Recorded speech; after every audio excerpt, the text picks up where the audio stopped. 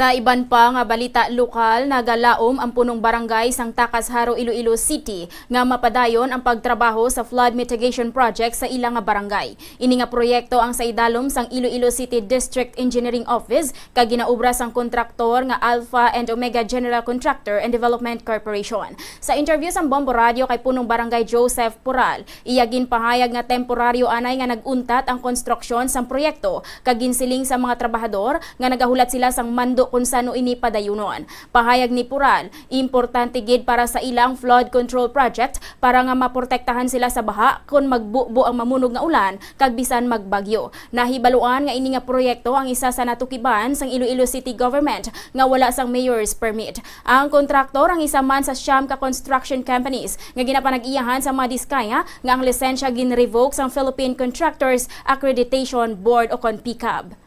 Ay pagtindog ini sang plugway nga halin diri sa Tacas, pagwa dito sa may Balabago, dako gid ini ang nabulig sa tanan nga mga pumuluyo diri sa distrito sa Jaro. Pero kung halimbawa nga hindi ini maobra, pag magkipot ang ini nga plugway, dako gid na problema diri sa distrito sa Jaro. Kung hindi ini mapadayon obra, kag halimbawa kumipot ang suba, siyempre kung kumipot ang suba, ang flow sang tubig alin sa ibabaw pakadto diri sa Tacas para lusot dito sa may Balabago, maninit ang tubig sa pagwa, siyempre may tendency nga magbaha.